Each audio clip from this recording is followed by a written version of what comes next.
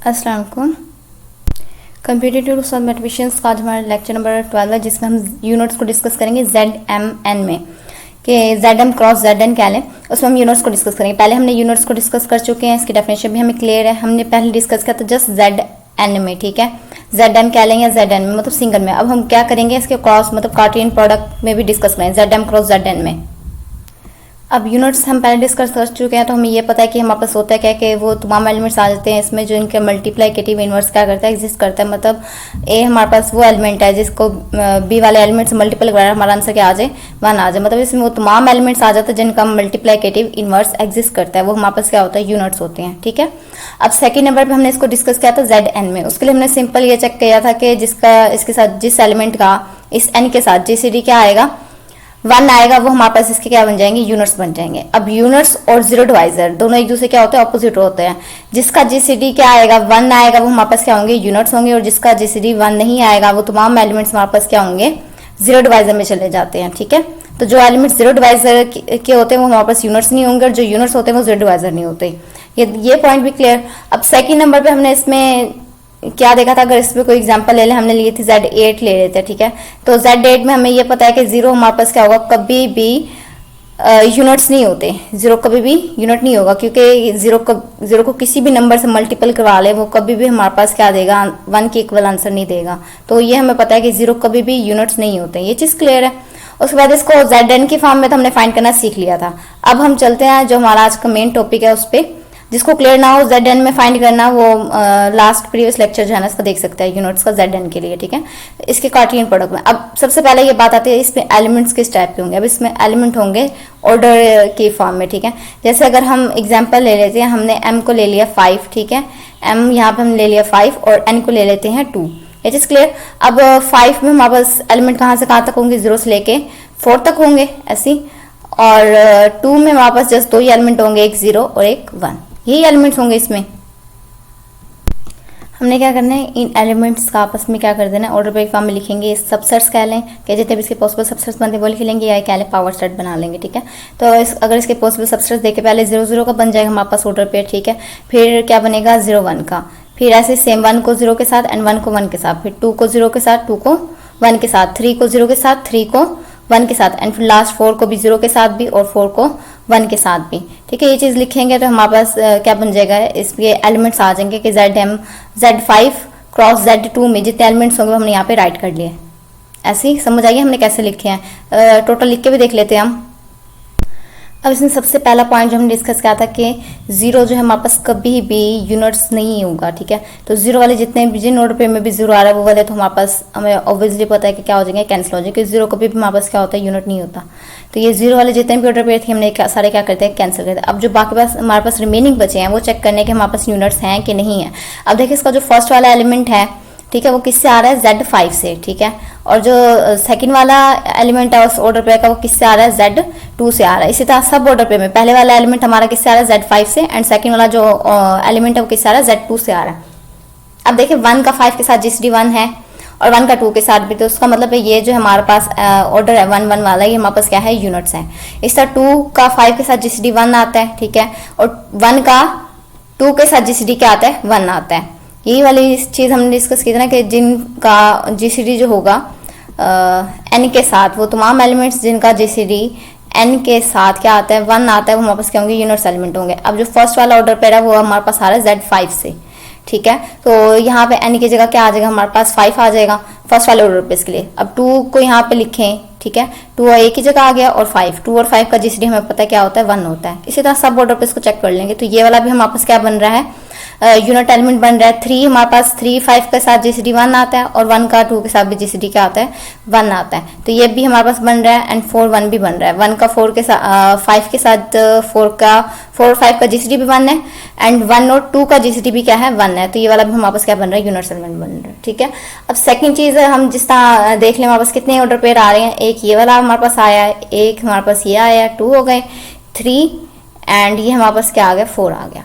ये चीज क्लियर है। अभी हमने सिंपल डिस्कस किया है, अब ये चीज हम मैथमेटिका पे भी डिस्कस करेंगे। एंड देन इसमें जो एक और पॉइंट है कि ये हमारे पास चेक करना हो इससे भी क्लियर तरीके से कि हमारे पास यूनिट एलिमेंट है कि नहीं है, तो वो भी हम डिस्कस करते हैं, ठीक है।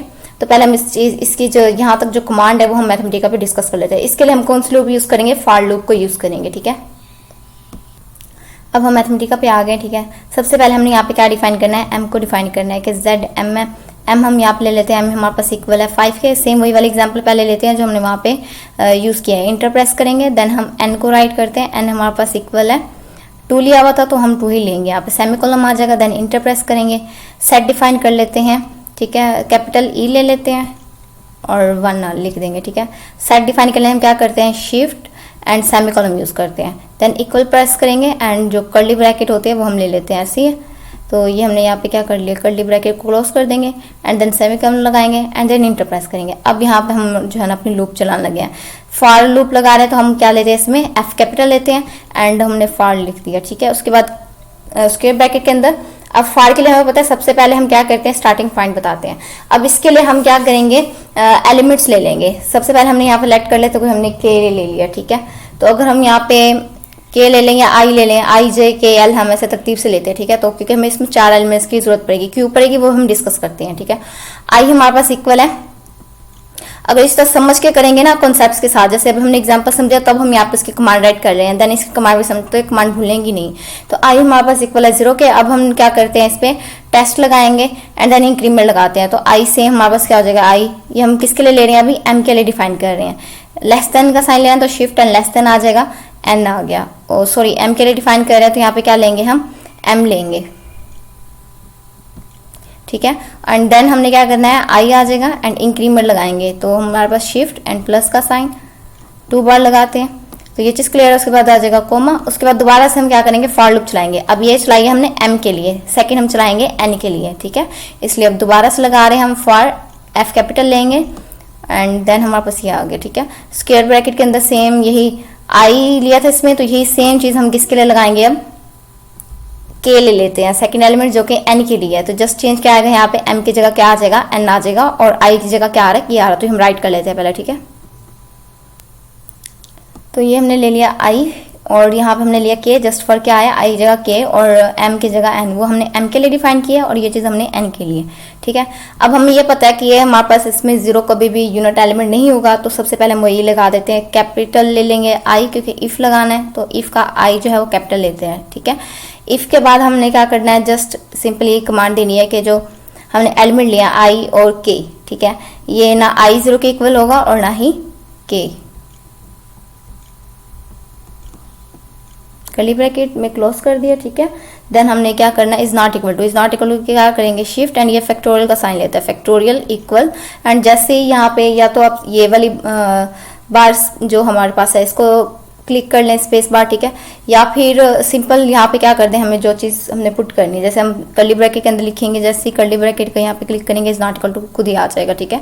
एंड हमने क्या कहा है, 0 नहीं होते तो 0,0 एंड कर्ली ब्रैकेट क्या कर देंगे, क्लोज कर देंगे। ये चीज़ भी क्लियर।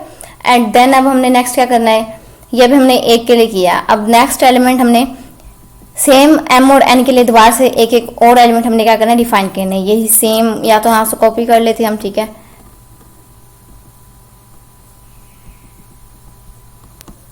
और यहाँ पे क्या कर लेते हैं, पेस्ट कर लेते हैं। अब चेंज क्या करना है, यहाँ पे हमने आई के 2 एलिमेंट ले रहे हैं, सॉरी यहाँ पे अभी क्या आएगा, आई और के लिया तो आई और के। अब यहाँ पे हम क्या कर लेते हैं, जे ले लेते हैं।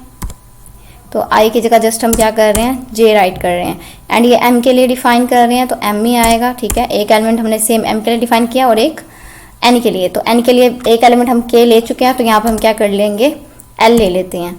तो यहाँ पे हमारे पास क्या आ जाएगा, एल आ गया, ठीक है, सिंपल। अब हमने क्या करना है, इसके लिए भी सेम ये चीज़, जैसे आई और के लिए लिखा है कि ये इज नॉट इक्वल टू 0,0 है, तो जे और एल वाले भी जो और हमने एलिमेंट लिया है ऑर्डर पेयर, इनका भी कह देंगे हमारे पास क्या होंगे, इज नॉट इक्वल टू 0,0 होंगे। तो ये चीज़ सेम यहाँ से कॉपी कर लेते हैं, ठीक है, और यहाँ पर हम क्या कर लेते हैं, पेस्ट कर लेते हैं।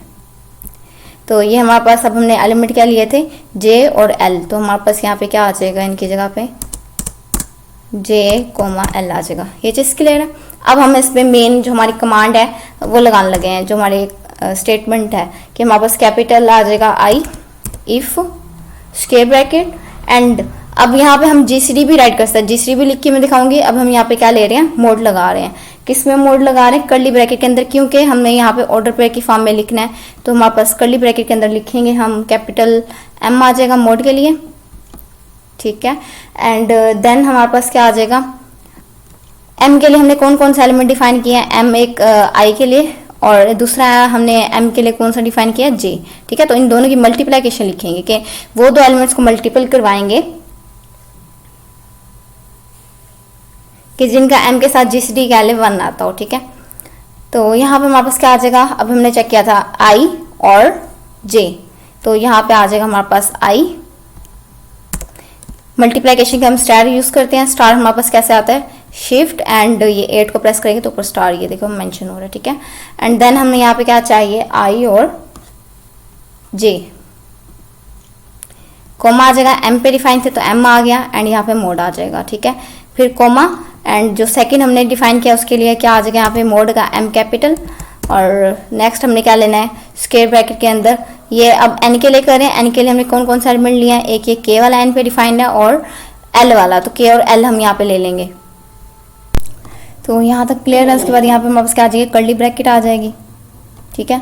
देन हमने क्या करना है, कर्ली ब्रैकेट के बाद कोमा,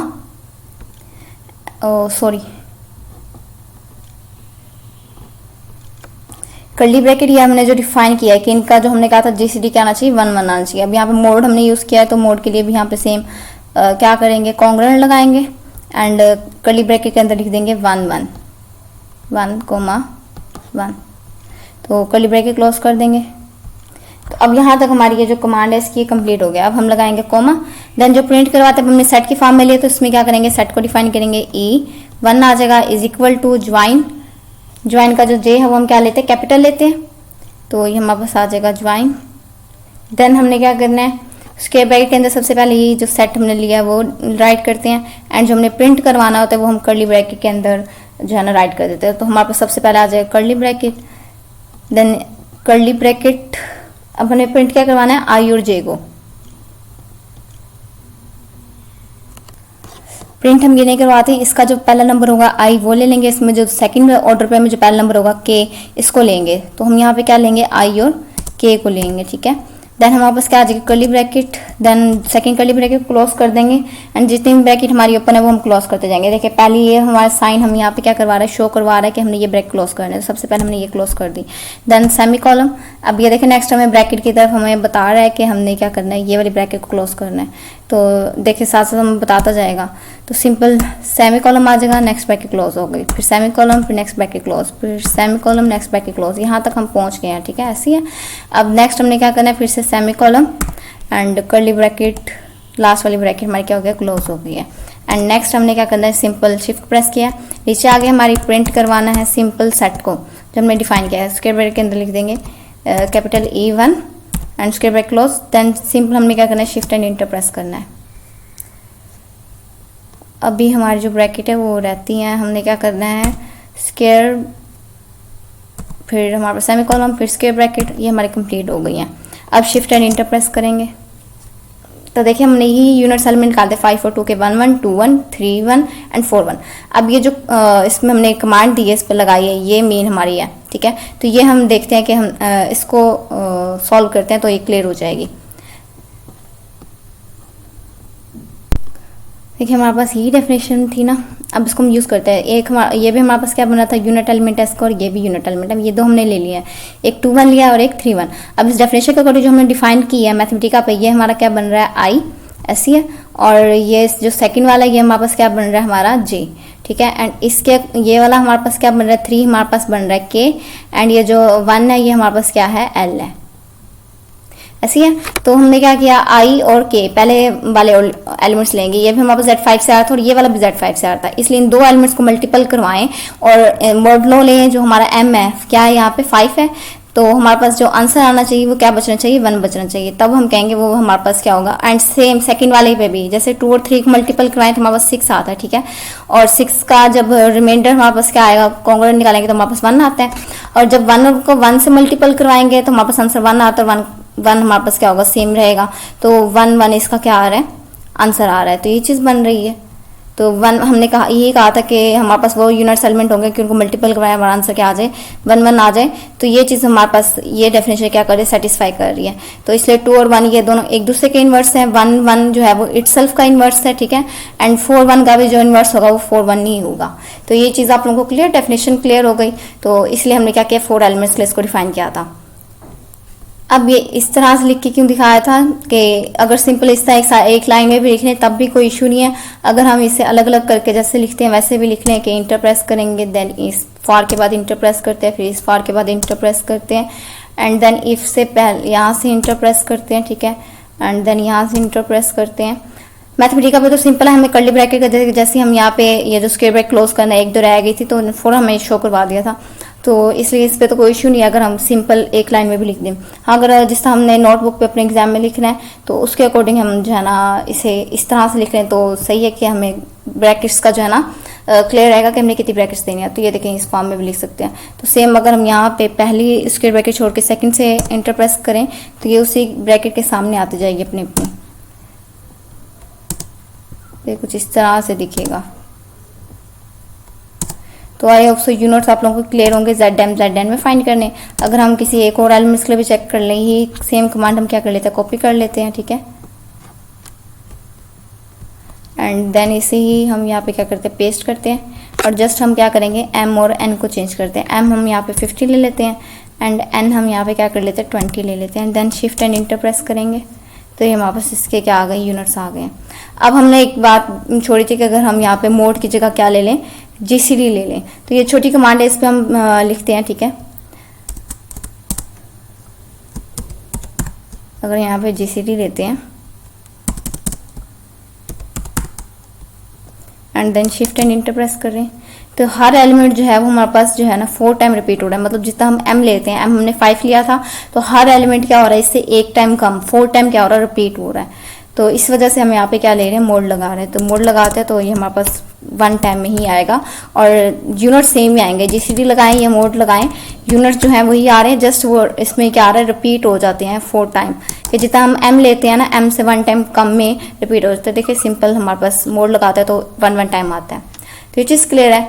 तो आज के लेक्चर में मैंने डिस्कस करना था कि इसमें कोई भी इश्यू हो तो आप लोग मुझसे पूछ सकते हैं। अल्लाह हाफिज़।